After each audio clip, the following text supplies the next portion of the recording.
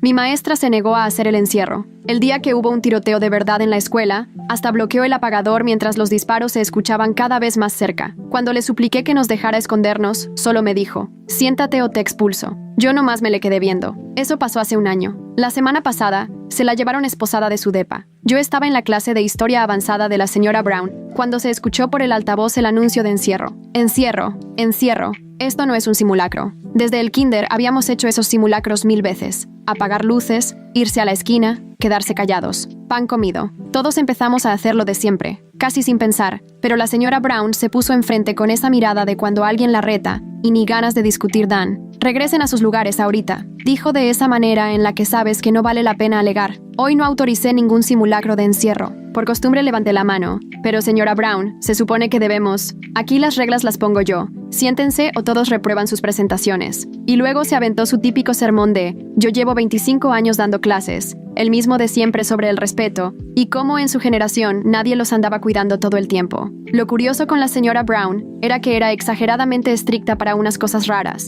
pero bien relajada para lo importante. Te ponía falta si llegabas medio minuto tarde, pero calificaba con 10 ensayos que ni leía. Una vez hasta metí un párrafo entero de Bob Esponja nomás para ver si se daba cuenta. Saqué 98, así que la mayoría terminamos regresando a nuestros lugares. Nadie quería echarse la bronca de perder el promedio por lo que seguro solo era otro simulacro. Pero en eso, el anuncio volvió a sonar. Código rojo. Esto es un código rojo. Todo el personal y alumnos sigan los procedimientos de encierro de inmediato. Eso jamás pasa en los simulacros. Solo avisan una vez y ya. El estómago se me hizo nudo, como cuando tienes examen y ni estudiaste. Pero 1000 veces peor. No podía dejar de ver la puerta. El pasillo seguía iluminado. Las luces fluorescentes a todo lo que dan. En los simulacros, los profes apagan las luces en chinga. Y de repente lo escuché. Pop, pop, pop, como si fueran cohetes. Pero no. Todos los celulares empezaron a vibrar al mismo tiempo. Saqué el mío por debajo del pupitre. Mi novio Tyler estaba en química, 2 pasillos más allá. Su mensaje me dejó helada. Escondido en el closet de materiales. Alguien tiene un arma. ¿Dónde estás? Empezaron a llegar más mensajes. Detrás del archivero en la oficina principal. Debajo del escritorio del señor García. Le mostré el teléfono a la señora Brown. Mi novio dice que hay alguien con una... Ya sé lo que quieren hacer. Piensan que pueden armar una broma para meterme en un lío. ¿Quieren que me corran? Los disparos sonaban cada vez más cerca. Alguien gritó en el pasillo. No era un grito de juego ni de broma. Seguro es la clase de teatro practicando, dijo la señora Brown, pero ni ella se la creía. Podía ver el salón del señor Peterson al otro lado, todo oscuro, sin movimiento, cuando ahí debería haber 20 alumnos. Me temblaban tanto las manos que ni podía escribir. Mandé un mensaje. Henderson no nos deja escondernos. Seguimos en los pupitres. Tyler. ¿Qué? Ponte a salvo ya. Luego Ben lo intentó. Ben, el buen Ben que nunca le discutía a nadie. Señora Brown, por favor. Esto sí se siente real. Sentimientos no son hechos, Ben. Siéntate. Más pasos corriendo por el pasillo. Un montón de pies. Todos corriendo para el mismo lado. Huyendo de algo. O de alguien. El altavoz sonó otra vez, pero se cortó de golpe. Y justo entonces escuchamos los disparos de verdad. Ya no eran pops. Eran bang, bang, bang. Como si azotaran una puerta de metal. Pero más fuerte, más agudo, más real. Me paré de golpe. Tenemos que escondernos ya. Siéntate o te expulso. La señora Brown se puso enfrente del apagador. No voy a perder mi trabajo porque ustedes quieran hacer un show. Algo dentro de mí se rompió. No me importa. Corrí hacia las luces y en ese momento todo se salió de control. La mitad de la clase corrió a la esquina. La otra mitad se quedó hecha piedra en sus lugares, atrapados entre toda una vida de seguir reglas y esa voz interna que te grita peligro. La señora Brown me quiso agarrar del brazo cuando pasé, pero me solté. Ella gritaba que éramos unos irrespetuosos y que iba a haber consecuencias. Están siendo histéricos. Esta paranoia es justo lo que las redes les han provocado. Puro miedo inventado. Pero ya nadie le hacía caso. Arrastramos pupitres para trancar la puerta. Alguien lloraba. Otro rezaba. Los que se habían quedado quietos por fin se fueron a la esquina con los demás, apretados como podíamos. 23 adolescentes queriendo desaparecer. Todos menos la señora Brown, que seguía en su escritorio con los brazos cruzados, echando chispas de coraje. La perilla de la puerta se movió. Todos nos quedamos sin respirar. El picaporte giró. Cerrado. Bendito sea. Estaba cerrado. Una sombra pasó por debajo de la puerta. Se detuvo. Podíamos oír la respiración del otro lado. O tal vez solo era mi corazón retumbando en los oídos. Pasos. Se alejan. Esos 10 segundos se sintieron eternos. El equipo SWAT nos encontró 40 minutos después. La señora Brown seguía diciendo que habíamos hecho un drama por un simple simulacro. Y una semana después, por fin supimos por qué. Porque ahí nos dijeron quién había sido el tirador. Jake Wilson, de mi clase de inglés del segundo año. El chavo callado que siempre se sentaba en la esquina, dibujando monos de anime en su libreta. La paramédica me puso el manguito de presión en el brazo, mientras yo estaba en la camilla afuera. Todo mi cuerpo temblaba como si tuviera hipotermia, aunque era mayo. Me revisaba el pulso, preguntando si podía respirar bien, pero yo solo pensaba en Jake pasando frente a nuestra puerta. Jake con un arma. Jake, a quien le presté un lápiz la semana pasada. La detective Santos llegó con su placa y su libreta. Se agachó para estar a mi altura y me pidió que le contara todo lo que pasó en el salón de la señora Brown. Le conté del anuncio, de cómo la señora Brown no nos dejó escondernos, de los ruidos acercándose. Ella anotó todo y asintió cuando dije que yo misma apagué las luces. El estacionamiento era un caos, papás corriendo por todos lados, camionetas de noticias llegando, ambulancias saliendo con las sirenas encendidas. Mi mamá rompió la cinta de la policía aún con su uniforme del hospital, el rímel todo corrido, y me abrazó tan fuerte que casi no podía respirar. Me revisaba la cara y los brazos buscando algún rasguño que no existía, mientras le exigía respuestas a la detective Santos sobre cómo era posible que una maestra dejara a sus alumnos expuestos durante un tiroteo. La mamá de Tyler también estaba ahí, llorando y abrazándolo una y otra vez, mientras él se quedaba ahí, congelado. La detective Santos me llevó a un lugar más tranquilo y sacó su tableta. Me enseñó las capturas de mis mensajes a Tyler, donde le contaba que la maestra Brown no nos dejaba escondernos. Me dijo que ya eran 23 alumnos los que habían contado lo mismo y que, aún así, la maestra seguía diciendo que era mentira, incluso cuando ya se escuchaban los balazos. 2 chavos murieron en el pasillo de matemáticas, me dijo, y otros 3 estaban en el hospital.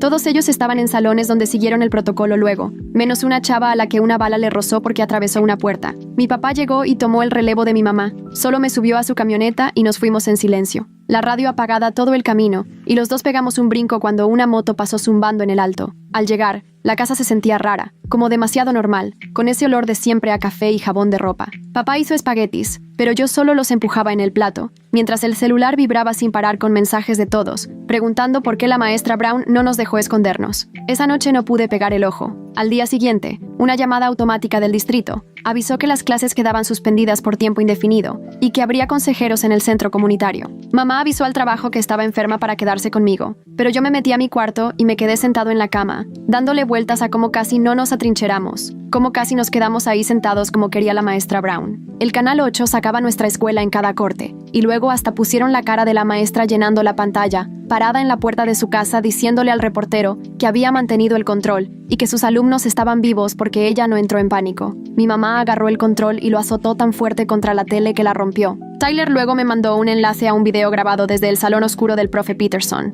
donde todos estábamos escondidos y callados, y se oía la voz de la maestra Brown, a lo lejos, hablando de miedos inventados. La hora marcaba 2:47 p.m., justo cuando ella ya había bloqueado el apagador de luz. El video ya tenía 50,000 vistas en 2 horas, y los comentarios estaban con todo. Me la pasé el siguiente día encerrado en mi cuarto, sobresaltándome cada vez que la casa crujía o se azotaba una puerta de coche afuera. Mi mamá me llevó sopa, pero ni la toqué, y el grupo de WhatsApp no paraba con mensajes sobre abogados y demandas, pero yo ni podía poner atención en eso. El director Foster habló esa tarde, usando ese tonito de director, bien medido, diciendo que el distrito necesitaba mi versión por escrito sobre lo que hizo la maestra Brown, aparte de la investigación de la policía. Mamá tomó el teléfono y le contestó que la íbamos a entregar a través de nuestro abogado, lo cual me agarró en curva porque ni enterado de que íbamos a tener uno. Al día siguiente, la mamá de Ben lo trajo porque necesitaba platicar con alguien que hubiera estado ahí, alguien que entendiera. Nos sentamos en mi porche y él intentaba empezar frases que no podía terminar, hablando de cómo casi se quedó en su lugar, de qué habría pasado si yo no hubiera apagado esas luces. Sus manos temblaban igualito que las mías. Los papás de Tyler lo dejaron en la tarde y nos fuimos directo al patio, a la mesa de picnic de debajo del roble grande. Se levantó el pantalón y me enseñó los moretones morados de las rodillas por haberse escondido detrás de los estantes de químicos en el closet de los suministros. Su voz seguía apagada cuando me contó lo cerca que se escuchaban los disparos y cómo él sabía que yo estaba a 2 pasillos, pero no podía hacer nada. Nos quedamos ahí como 1 hora, sin hablar realmente del tema, pero tampoco de otra cosa, mientras él le arrancaba astillas a la mesa con los dedos. Al 5.º día, mamá estaba al teléfono desde temprano agendando citas, y para mediodía ya había dado con Rebecca Thompson, una abogada especialista en temas de seguridad escolar. Llegamos a su oficina en el centro, que tenía las paredes llenas de recortes de periódicos sobre demandas por negligencia y problemas de seguridad en escuelas de todo el estado. Rebecca vio las notas de mi mamá y dijo que lo de la maestra Brown iba más allá de un simple error, que dejarnos expuestos en una situación así era poner en riesgo a los alumnos de manera criminal. Es inquietante cómo la maestra Brown sigue jurando que todo fue invento, aunque los balazos tronaron por los pasillos. ¿Qué hace que una maestra esté tan segura de que el peligro no existe, mientras todos los demás salones ya estaban a oscuras y escondidos? Nos explicó que varias familias ya estaban metiendo demandas civiles, pero que para cargos penales dependía de la fiscalía. La reunión comunitaria del sexto día fue un caos total. Apenas la maestra Brown entró al centro cívico con su representante sindical, los papás empezaron a gritarle, mientras ella solo se quedaba ahí con esa cara de siempre, igualita a la que tenía en el tiroteo, repitiendo que actuó según su criterio profesional. Alguien le aventó una botella de agua que pegó en la pared detrás de ella, y los guardias la rodearon para sacarla de ahí. Esa misma noche, la detective marcó con una pregunta que me puso la piel helada. Quería saber si la maestra Brown alguna vez había mencionado a Jake Wilson en clase, porque él fue su alumno hace 3 años. Jake Wilson era ese nombre que todos sabían por rumores y mensajes, pero aún no lo decían en las noticias. Séptimo día en la mañana. Por fin me obligué a bañarme y cambiarme de ropa después de días con la misma. Papá estaba en la cocina haciendo hotcakes como cualquier domingo, pero los dos saltamos del susto cuando sonó el timbre. Era solo el repartidor dejando un paquete, pero ese brinco ya se estaba volviendo nuestra nueva rutina. Esa noche, por fin el noticiero confirmó lo que ya todos sabíamos, mostrando la foto del anuario de Jake al graduarse, ese chavo callado que apenas recordaba de mi primer año. Pero la conductora soltó la bomba. Wilson había puesto una queja formal contra la maestra Patricia Brown hace 3 años por abuso psicológico. Mi mamá agarró el teléfono de volada para marcarle a la abogada, mientras mi papá buscaba en línea cualquier cosa sobre la queja de Jake. Encontramos la transcripción de una junta del Consejo Escolar de 2021, donde mencionaban una queja sellada de un estudiante contra personal, con fechas que cuadraban perfecto, aunque no decían el nombre de la maestra Brown. 8º día. Tyler pasó por mí, y nos fuimos al estacionamiento vacío del centro comercial, donde solo nos quedamos sentados con el carro apagado. Él apretaba el volante tan fuerte que se le pusieron los nudillos blancos, y por fin, soltó. Ella sabía, tenía que saber que podía ser él, y aún así nos dejó expuestos a todos. Ben empezó a mandar mensajes en el grupo de la clase con información que sus papás habían encontrado, incluyendo que 3 alumnos más de la generación de Jake se acordaban clarito de que la maestra Brown ya la traía contra él. Una chava, Melissa, contó que la maestra Brown le puso un 0 a Jake por un detalle mínimo que casi le cuesta graduarse, y las historias dejaban ver clarito que siempre acosaba a los mismos. 9º día. La detective llegó a la casa con una orden para revisar el expediente laboral de la maestra Brown. Le dijo a mi mamá que ya habían hallado algo, que Jake no era el único que se había quejado de la maestra en toda su carrera. Había otras 6 quejas, todas selladas, y que, quién sabe cómo, se resolvieron sin que pasara nada. Me pidió mi versión detallada sobre las palabras exactas de la maestra Brown durante el encierro, todo lo que dijo mientras le suplicábamos que nos dejara escondernos. Me senté en la mesa de la cocina, con el formato de la declaración en blanco frente a mí y el bolígrafo en la mano, mientras mi mamá preparaba café detrás de mí. La primera línea pedía una descripción de los hechos. Escribí 3 palabras, pero las borré. Volví a empezar y las borré otra vez. ¿Cómo explicas con palabras cómo cambia la voz de alguien cuando está tan acostumbrado a tener la razón que ya ni se imagina estar equivocado? La detective me esperó con paciencia mientras yo buscaba cómo explicar, de 1000 formas, cómo la señorita Brown se quedó parada, tapando el apagador, mientras escuchábamos que los balazos se acercaban cada vez más. Al final, solo escribí lo que ella dijo e hizo, paso por paso, sin meterle de mi cosecha, solo los hechos. Día 10. Mi celular vibró con una alerta de noticias mientras desayunaba. El consejo escolar había metido a la señorita Brown en licencia administrativa mientras investigaban, lo cual sonaba justo hasta que vi el comunicado del sindicato de maestros ahí abajo, diciendo que todo era un juicio apresurado contra una maestra dedicada con 25 años en el servicio. Los comentarios ya llevaban más de 300 publicaciones. La mitad defendía que era una heroína por mantener el control, y la otra mitad pedía que la metieran a la cárcel. Mi mamá cerró mi laptop y me dijo que le parara, pero yo ya había visto mi nombre como 14 veces. Esa tarde, el director Foster vino a la casa con una cara de muerto de sueño y se sentó en el sillón, todo nervioso, y le empezó a contar a mi mamá sobre las quejas de otros años. Papás que decían que la señorita Brown era demasiado estricta, muy dura, pero como tenía buenos argumentos y sus alumnos sacaban buenas calificaciones, pues nunca pasaba nada. Se le quebró la voz cuando habló de los 2 chicos que no salieron. Día 11. A las 6 de la mañana mi celular no paraba de sonar porque alguien filtró el manifiesto de Jake en un medio antes de que el FBI pudiera bloquearlo. Eran 3 hojas completas sobre la señorita Brown, cómo lo tronó en su tesis de último año por una nota al pie que le faltaba, cómo esa calificación le cerró la puerta a la universidad que quería, cómo se rió en su cara cuando le pidió chance para componerlo. Se me puso la piel chinita de leer los detalles, fechas, horas y pláticas que él había grabado en secreto, armando su caso para justificar lo que le hizo. Nuestra abogada, Rebecca,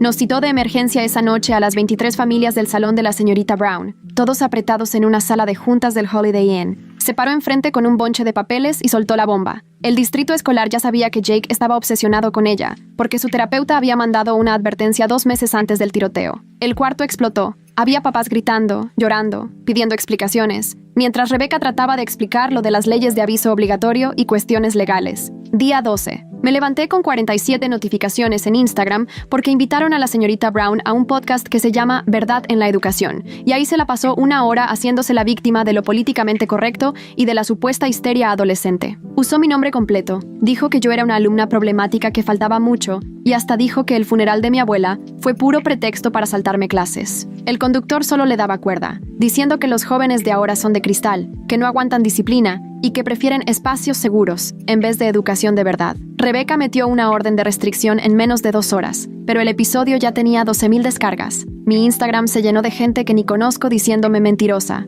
busca fama, actriz de crisis. Alguien hasta encontró el número de trabajo de mi mamá en el hospital y empezó a llamar a la estación de enfermeras solo para preguntar si estaba orgullosa de tener una hija que arruina la vida de los maestros. Día 13. Tyler llegó con su sleeping bag y se acomodó en el piso de mi cuarto porque ya ninguno de los dos podía estar solo. Nos quedamos despiertos, en la oscuridad, a las 3 de la mañana, viendo el techo. Él no podía dejar de pensar en cómo, si hubiera jalado la alarma de incendios desde el laboratorio de química, todos hubieran salido antes de que Jake empezara. Los hubiera nos estaban matando, pero no había nada que decir para sentirnos mejor. El esposo de la señorita Brown, que se dedica a bienes raíces en toda la ciudad, abrió un GoFundMe para su defensa legal la mañana siguiente y juntó $30,000 en 6 horas. Ahí pusieron que todo esto era una cacería de brujas contra una maestra entregada, con fotos de ella en graduaciones, rodeada de exalumnos que ahora son doctores y abogados, pero sin mostrar a quienes no quedaban bien en su historia. Gente de 3 estados diferentes donaba y dejaba comentarios diciendo que los liberales están destruyendo la educación. Día 14. La mamá de Ben habló para avisar que se salían de la demanda colectiva.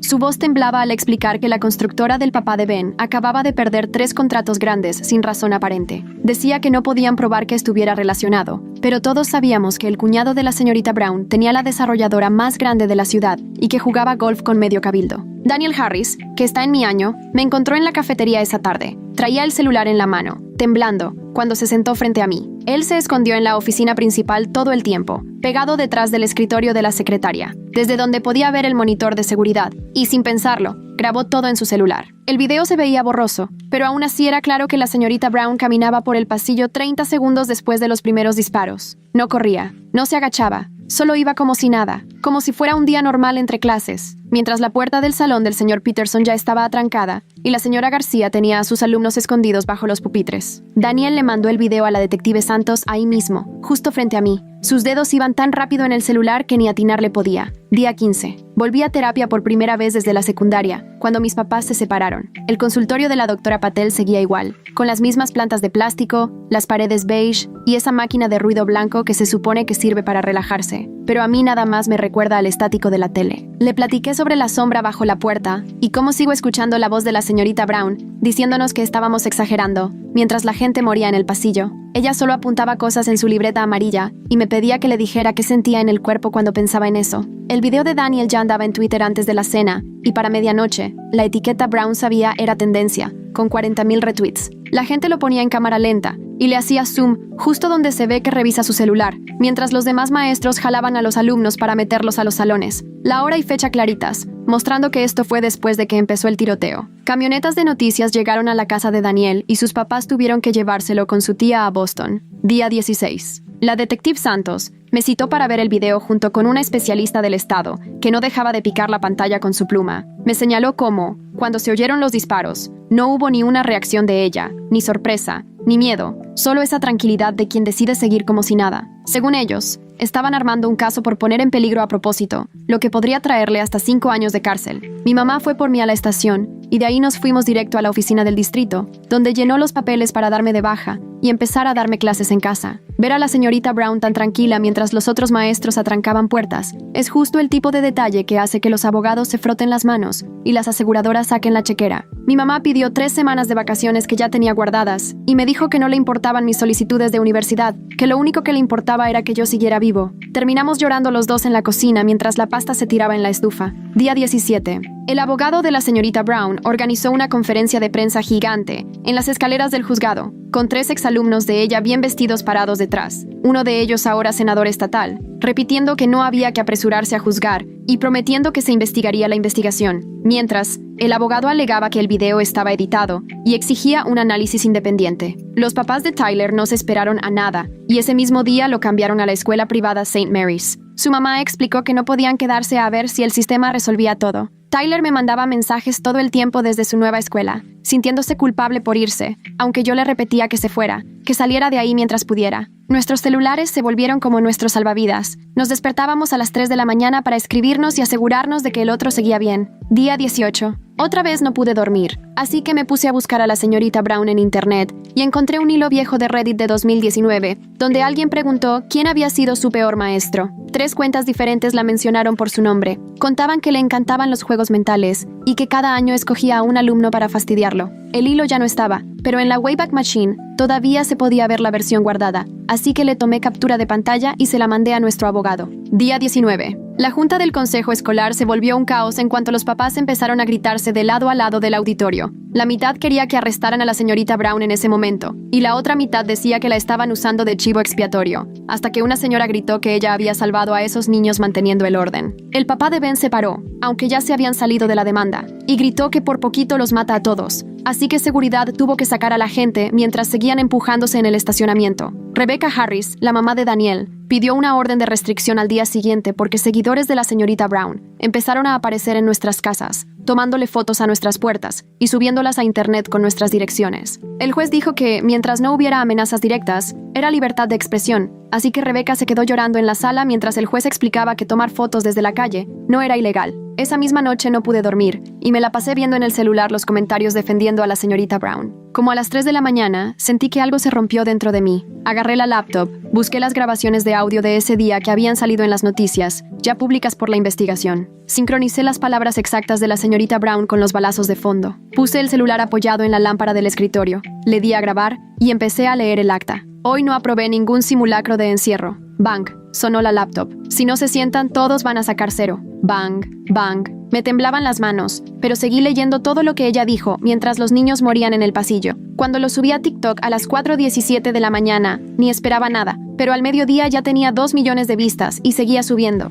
Otros chavos de la escuela empezaron a hacer sus propios videos mostrando lo que hicieron sus maestros. La señora García de Español tenía a todos escondidos bajo los pupitres en 8 segundos. El señor Peterson metió a todo el grupo al closet de materiales antes del segundo anuncio. El coach Williams literalmente cargó a 2 de primero que se quedaron paralizados y los llevó hasta el almacén. Todos los maestros, menos la señorita Brown, escondieron a sus alumnos en menos de 30 segundos. Los hashtags reventaron en todas las redes. Teachers. Save Students mostraba héroes, mientras que el de Brown Chose. Control enseñaba nuestro salón todavía en los pupitres durante los disparos. Esa noche, como a las 2 de la mañana, Tyler llegó a mi casa sin avisar. Su mamá lo encontró con un ataque de pánico en el baño y lo trajo. Nos quedamos en la cochera hasta que amaneció, compartiendo audífonos y escuchando playlists viejas de antes de que todo cambiara. Él no paraba de susurrar lo mismo una y otra vez, como si rezara. La fiscalía convocó a una conferencia de prensa a la mañana siguiente. 23 cargos por poner en peligro a menores, 1 por cada alumno del salón. La señora Brown se entregó vestida con un traje azul marino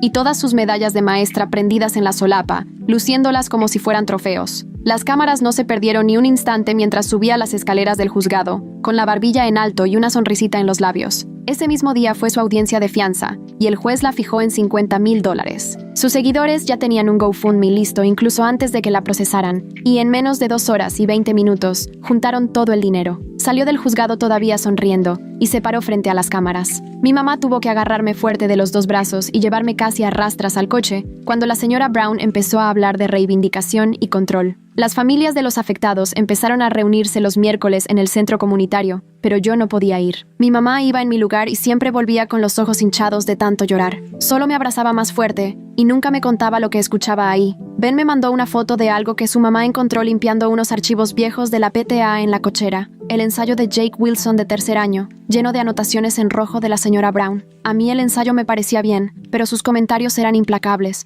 criticando su pensamiento flojo y su esfuerzo decepcionante. Al final, con su letra perfecta, le puse una nota sobre hablar de su futuro en clase. La detective Santos me llamó al día siguiente para avisarme que habían salido otras 6 quejas contra la señora Brown de hace 15 años. Todas eran de alumnos hombres y en todas los papás mencionaban lo que llamaban manipulación psicológica, pero cada queja fue desechada después de reuniones privadas con la administración. La detective sonaba cansadísima cuando me dijo que eso era algo típico en casos así. El director Foster renunció en una conferencia de prensa que nadie se esperaba. Se paró frente al micrófono y admitió que nos falló. Dijo que la señora Brown debió haber sido removida hace años, pero él eligió lo fácil. Los reporteros estaban sorprendidos de ver por fin a alguien hacerse responsable. 2 días después, el abogado de la señora Brown presentó una contrademanda contra el distrito escolar por $5 millones, alegando que la usaban de chivo expiatorio por sus propios errores de seguridad. Mientras esperaba en el consultorio de mi terapeuta, mi celular vibró con una alerta de noticias y de plano me solté riendo por la descaradez. Al día siguiente, Rebecca organizó una reunión en el centro comunitario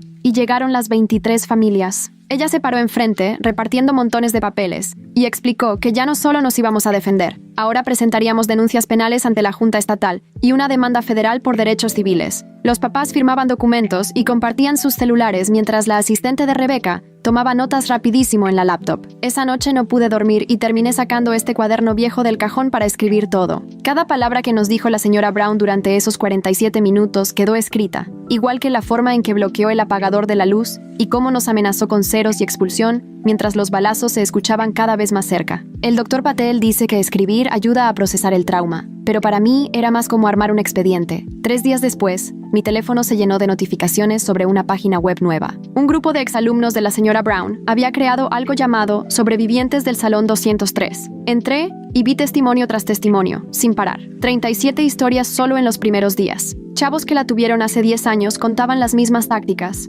Humillaciones públicas si la cuestionabas. Calificaciones que bajaban misteriosamente si la retabas. Juegos mentales que te hacían dudar de ti. El patrón estaba clarísimo. Una reportera local contactó a mi mamá para preguntarle si quería dar una entrevista. A mí me temblaban las manos cuando empezó la grabación, pero hablé claro y conté exactamente lo que pasó. Cómo nos miró mientras los disparos retumbaban en el pasillo y prefirió su autoridad antes que nuestras vidas. El reportaje salió esa misma noche y mi teléfono no paró de sonar en horas. Al día siguiente, Ben sorprendió a todos subiendo su propia historia a Instagram, aunque sus papás le habían rogado que no lo hiciera. Escribió que casi se quedó sentado porque le tenía más miedo al castigo de la señora Brown que a morir, y que le salvé la vida por enfrentarla. En menos de 3 horas su publicación ya tenía más de 10,000 compartidas, y seguía creciendo. Ese mismo día, un agente del FBI le llamó a mis papás con información nueva. Jake había mandado mensajes a un amigo la noche antes del tiroteo contando cómo la señora Brown lo humilló frente a todos. El amigo, por culpa, los había borrado, pero los investigadores los recuperaron de los servidores de la telefónica. Los textos eran clarísimos sobre los planes de Jake y su odio específico hacia la señora Brown. 2 días después salió la noticia de que el esposo de la señora Brown había pedido el divorcio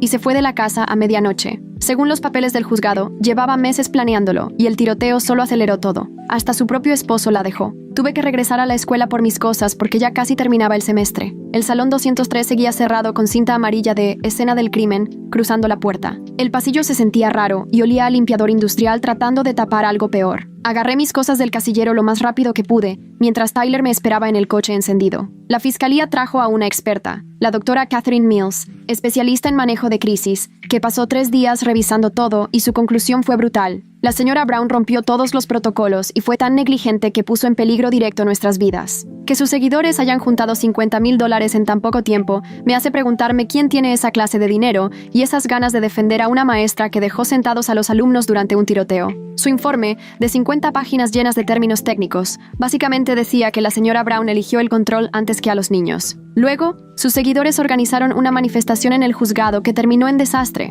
porque los papás de los 2 alumnos que murieron llegaron a protestar también. Cuando alguien gritó que Brown no había hecho nada malo, una de las mamás simplemente se dejó caer llorando en las escaleras del juzgado. La foto se volvió viral en minutos y dejó claro que el pueblo estaba completamente dividido. Empezaron a llegar camionetas de noticias de 3 estados. La mamá de Tyler organizó una reunión de apoyo ese fin de semana en el centro comunitario, y ahí estábamos 23 sobrevivientes, sentados en círculo con sillas plegables. La chava del salón del señor Peterson no dejaba de enredarse el cabello en el dedo mientras contaba cómo su maestro, en cuanto empezó todo, volteó los escritorios para hacer una barrera. Otro chavo del área de ciencias contó que su maestra los metió corriendo al almacén de químicos y atascó la puerta con un archivero. Todos tenían prácticamente la misma historia, menos nosotros. A ellos, sus maestros los protegieron. El nuestro quiso que nos mataran. Una chava solo me volteó a ver y dijo, no tendríamos que habernos salvado solos. Todos los demás asintieron en silencio. Por fin, a los 35 días, la Junta Estatal de Educación abrió la investigación, ya que la presión de los medios era insoportable. Rebecca me marcó esa tarde para avisarme que iban a pedirle al distrito escolar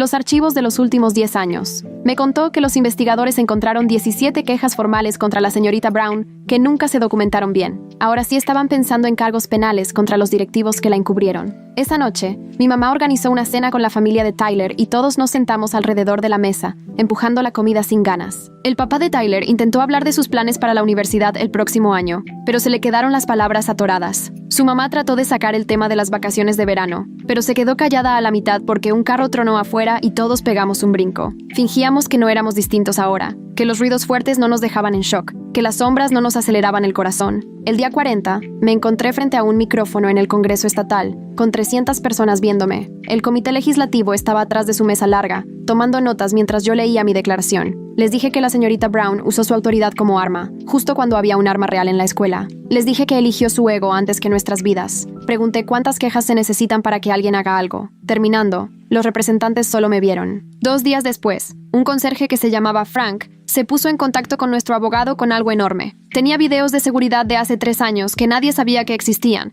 porque era de un sistema viejo que se les había olvidado desconectar. En el video se veía a Jake saliendo del salón de la señorita Brown, llorando, y luego pegándole a la pared tan fuerte que se lastimó los nudillos. La hora coincidía exactamente con el día en que Jake puso su queja contra ella. Claro que la investigación original nunca incluyó ese video, porque nadie se le ocurrió revisar el sistema viejo. La familia de Ben nos marcó el día 42 para decir que se volvían a sumar a la demanda. Resulta que la empresa del papá de Ben recuperó todos esos contratos justo el día en que el FBI empezó a investigar al cuñado de la señorita Brown por manipulación de testigos. El papá de Ben dijo que hay cosas más importantes que el dinero, pero todos sabíamos la verdad. El cuñado se echó para atrás en cuanto llegaron los federales a su oficina. El gran jurado se reunió la semana siguiente y le subieron los cargos a la señorita Brown. Ahora era intento de homicidio por indiferencia extrema. Su abogada salió en las noticias diciendo que era un abuso de la fiscalía, pero el fiscal dio una conferencia donde explicó que dejar a los niños expuestos durante un tiroteo mostraba un desprecio total por la vida humana. En la tele, los expertos legales decían que ese cargo normalmente solo se aplica en muertes por manejar borracho,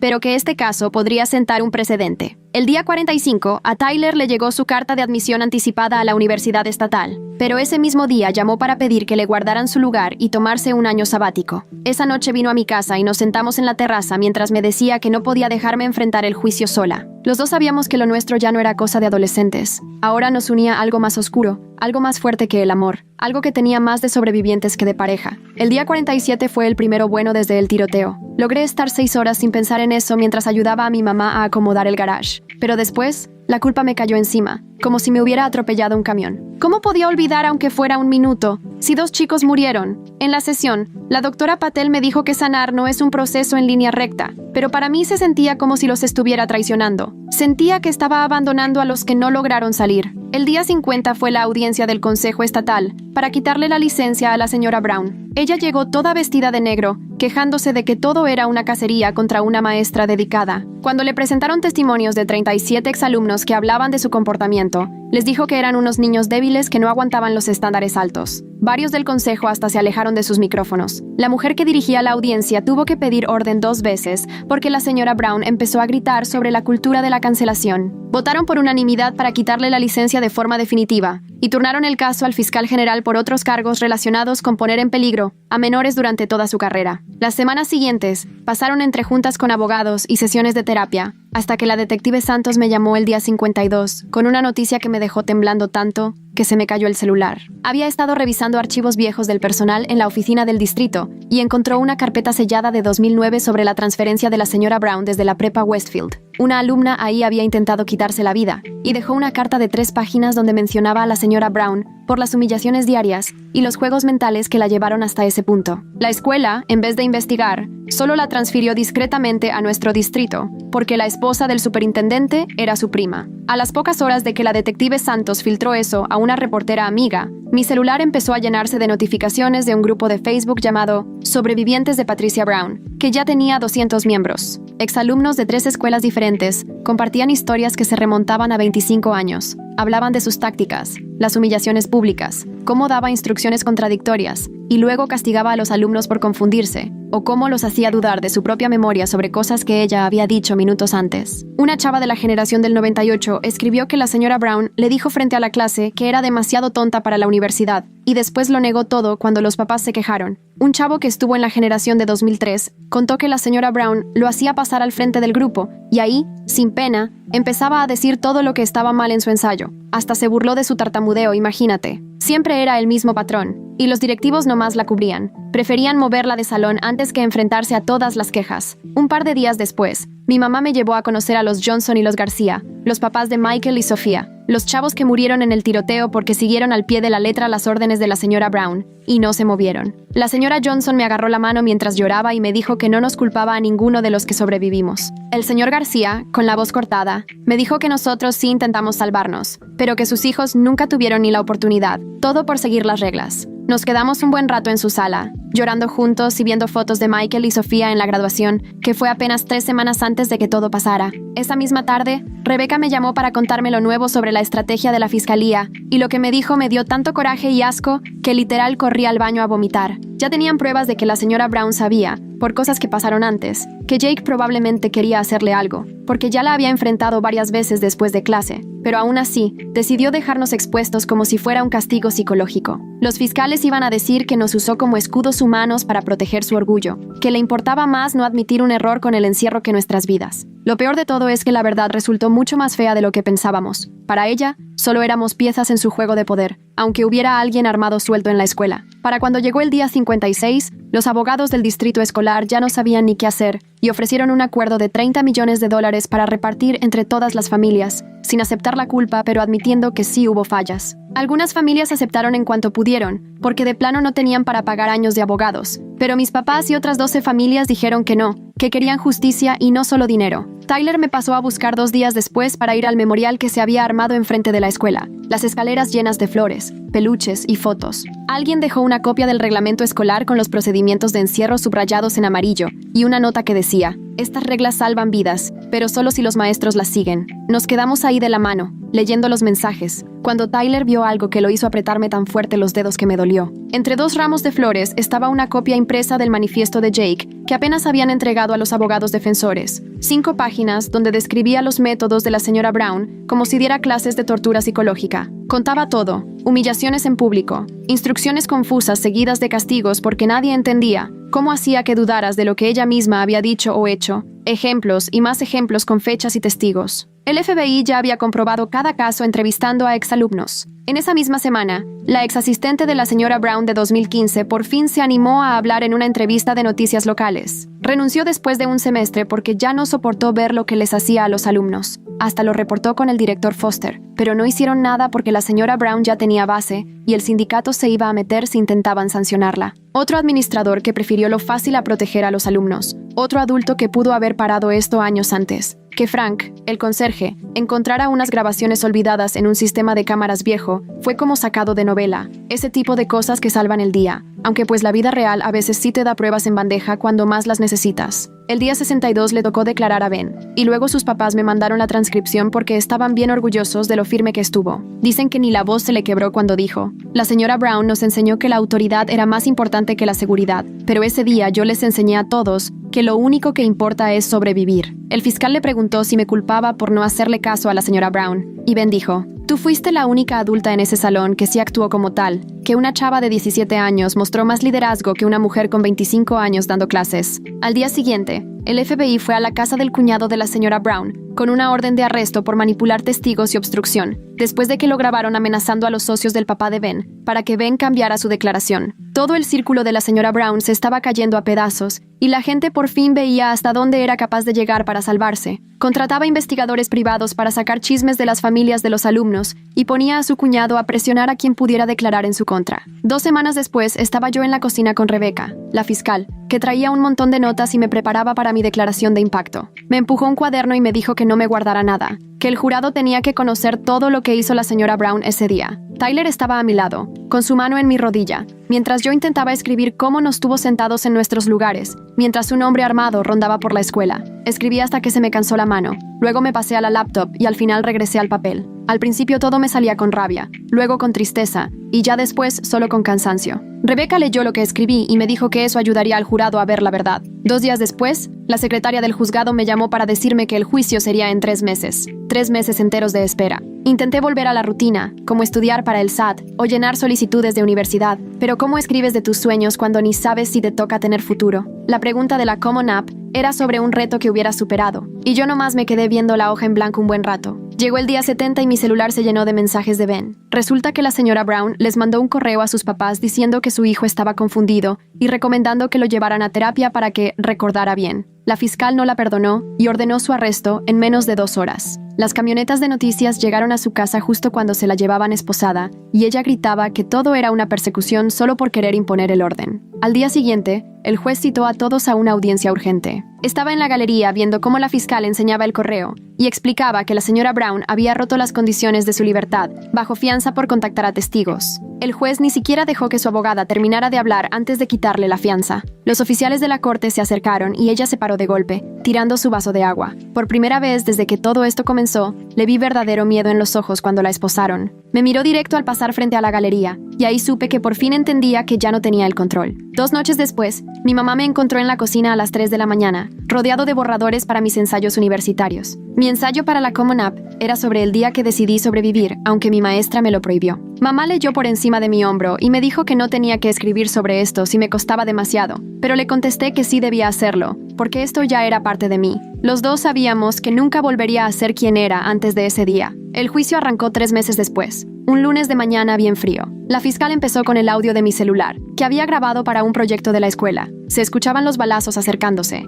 alumnos llorando y la voz clara de la señora Brown diciendo que solo estábamos siendo histéricos e inventando miedo. Varios del jurado se taparon la boca con la mano. La señora Brown estaba sentada en la mesa de la defensa, toda seria, con un traje gris, como si ella fuera la víctima. Al día siguiente, me tocó testificar 4 horas seguidas. La fiscal me fue guiando por cada instante de esos 47 minutos. Tuve que decir quién estaba sentado dónde, qué decía la señora Brown, cómo bloqueó el apagador. Su abogada intentó pintarme como un chavo rebelde que odia la autoridad, pero yo me mantuve calmado y solo repetí los hechos. Cuando me preguntó por qué desobedecí una orden directa de la maestra, volteé a ver al jurado y dije que yo elegí vivir mientras ella eligió su ego. Nadie dijo nada como por 10 segundos. El tercer día subió Tyler al estrado y habló de los mensajes que nos mandamos, de cómo se escondió en el closet de materiales sabiendo que yo estaba en peligro. Se le quebró la voz cuando contó el momento en que creyó que yo ya no estaba porque dejé de contestar. La abogada de la señora Brown protestó diciendo que era manipulación emocional, pero el juez dijo que el jurado tenía que comprender el trauma que ella causó al dejar a los alumnos desprotegidos. Tyler tuvo que detenerse 3 veces para poder seguir hablando. El cuarto día todo cambió. La fiscalía mejoró el audio de las cámaras de seguridad usando tecnología del FBI,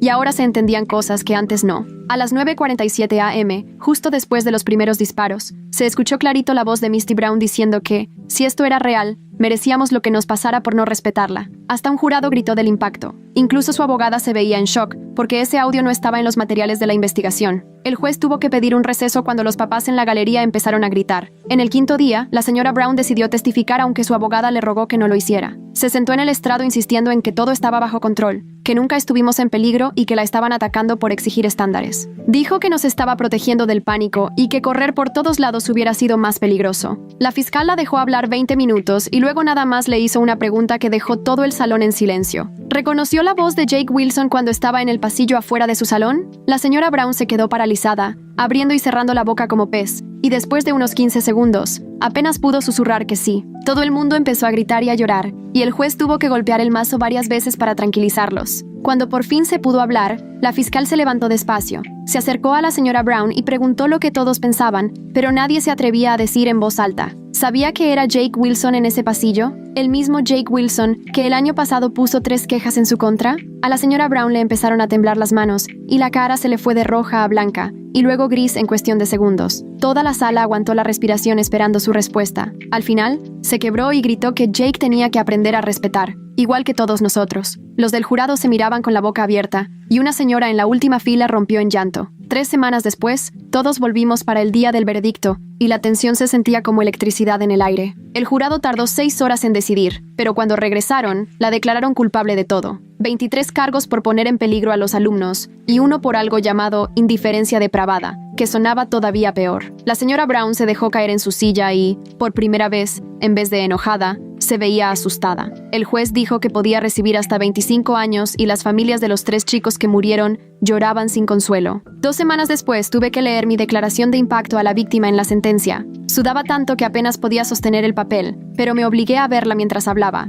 Le dije que me enseñó que tener autoridad sin usarla con inteligencia era peligroso, que querer controlar a la gente sin preocuparse por ellos era simple crueldad. Le dije que esos 47 minutos se iban a quedar conmigo para siempre, pero que ella tendría que cargar con lo que decidió hacer. El juez le dio 18 años de prisión, con derecho a libertad condicional después de 12. Cuando los guardias le pusieron las esposas, ella se volteó hacia nosotros y dijo que solo estaba manteniendo los estándares. Hasta en ese momento, no lo entendió, y tal vez eso fue lo peor de todo. Un mes después, Tyler y yo estábamos sentados en su coche viendo cómo los trabajadores instalaban nuevos detectores de metal y cámaras en la escuela. Ya éramos otros, unidos por lo que pasó, pero también distintos por dentro. Tyler tomó mi mano y dijo, «Sobrevivimos». Y esta vez no era pregunta. Ben fue a la junta del consejo escolar esa primavera y dio un discurso increíble sobre cómo deberían mejorar la manera en que atienden las quejas contra los maestros. Su voz era fuerte y clara, nada que ver con el chavo asustado que casi ni se animaba a hablar ese día. Dijo, «Ningún estudiante debería tener que escoger entre sus calificaciones y seguir con vida. Ese otoño entré a la estatal para estudiar políticas educativas, porque alguien tiene que arreglar estas cosas. Mi roomie no tenía idea de lo que había pasado, y por unas semanas, solo fui Brianna, en vez de la chica del tiroteo. La verdad es que se sentía bien, aunque también era raro, andar cargando algo tan grande por dentro. En noviembre reabrieron el Salón 203 como aula conmemorativa, y me pidieron que diera unas palabras en la ceremonia. Pararme justo en el lugar donde antes estaba la maestra Brown se me hizo muy extraño, pero les dije que proteger a los niños no solo tiene que ver con poner candados o hacer simulacros, sino con saber escuchar cuando te dicen que algo no está bien. Mi mamá me llevó a casa para las vacaciones de invierno y pasamos frente a la escuela. Los niños jugaban básquet como si nada hubiera pasado ahí. Le comenté que se veían tan chiquitos y ella me respondió, «Así éramos todos en ese entonces». Nosotras sabíamos que yo ya no volvería a ser tan niña, porque la inocencia fue otra de las cosas que se perdió ese día. Tyler y yo nos vimos en la cafetería de siempre cuando los dos estábamos de vuelta por las fiestas. Seguíamos revisando dónde estaban las salidas y brincábamos si alguien dejaba caer una charola, pero poco a poco íbamos aprendiendo a vivir con eso. Tyler me tomó de la mano y dijo, «Ahora estamos escribiendo nuevos capítulos». Y aunque sonó medio cursi, tenía razón. Las cicatrices siempre van a estar ahí, pero somos mucho más que lo que pasó en el Salón 203. Somos los chavos que se negaron a quedarse sentados cuando levantarse significaba seguir vivos. Gracias por dejarme compartir todo esto contigo hoy. Ha sido toda una aventura hacernos preguntas juntos. Cuídate mucho. Dale like al video. De verdad ayuda más de lo que imaginas.